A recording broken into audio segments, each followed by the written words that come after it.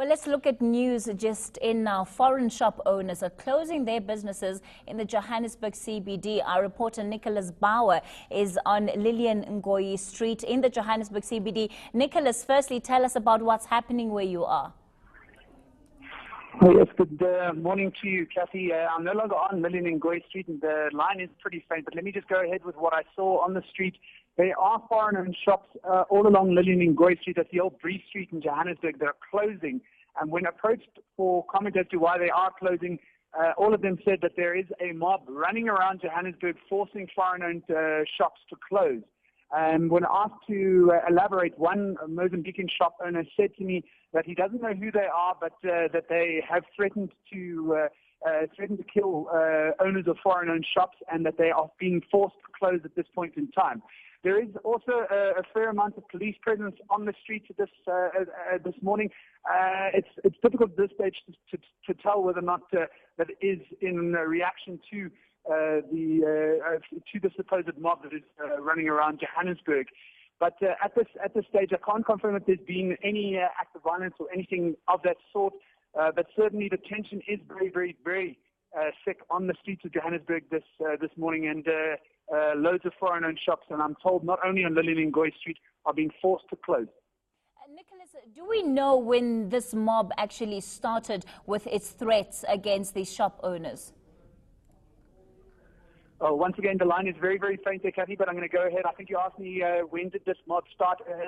As far as I understand, it was only this morning. It only started this morning and hasn't really progressed from there. I drove around the streets of Johannesburg, the center of Joburg there, and I couldn't find any of the members of the mob that these foreign-owned shop owners were talking about. I did try to get a comment from a policeman that was just parked up on the side of the road, very close to where these foreign-owned shops were closing, and he wouldn't confirm or deny the existence of this mob. He just said that these foreigners are very scared, and they need our support. And Nickloaus, I hope you can hear me at this time. Of course, there have been concerns around whether or not copycat strikes would, or rather copycat attacks against foreign nationals, as what we're seeing in KZN, would actually come up. Is there any indication at this stage of where this particular spread, or rather this particular outbreak in the Johannesburg CBD is stemming from? Well, that's the thing. It's going to soon, very soon become a chicken versus egg situation here. What came before, the rumors or the actual mob? It's difficult to say whether or not this supposed mob that is running around Johannesburg is a strictly a mob that is sparking xenophobic violence, or perhaps just opportunistic criminals that are trying to create this atmosphere of xenophobia so that they can have sort of free reign to loot and steal as they please. That's also another idea that's been floated this morning. But it's certainly too early at this stage to tell whether or not this is going to build, or whether or not the police know about it. But certainly I can confirm that tension's running very high in the streets of Johannesburg this morning. Foreign-owned shops closing, and we wait to see what is the next move. Nickloaus, what has been the reaction from locals who also have businesses in the area? Are they staying open? Well, a lot of the shops that remain open are locally owned shops. I must be honest with you, I didn't canvass that much of an opinion from the locally owned shops that remain open. But certainly the idea that I do get on the street from both local and foreign residents is that they don't want xenophobia to arrive here. They're very scared about a repeat of 2008.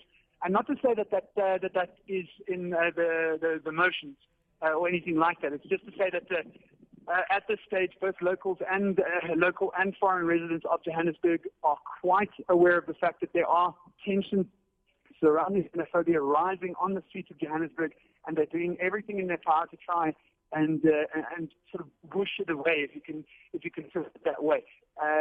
These are concrete steps from local authorities to try and stem this, and local and foreign residents are just adamant that they don't want any violence on the streets. And Nickloaus, just lastly again, tell us about which areas, particularly in the CBD, have been affected by this mob that is going around giving threats, and where is it safe for people to be right now?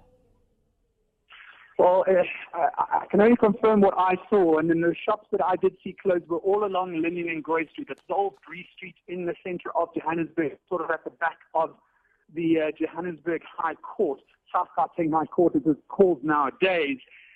But it seems confined to that area for the moment.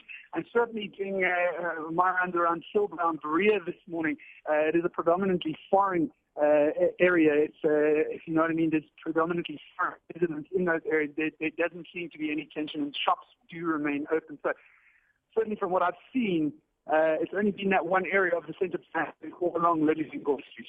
All right. Well, we'll give you an opportunity to probe this story further. Nickloaus Bauer joining us from the Joburg CBD. Of course, this is news just in about businesses in that area shutting their doors after a mob allegedly said to be going around and threatening foreign nationals. And many of those businesses which are run by foreign nationals are now being shut down.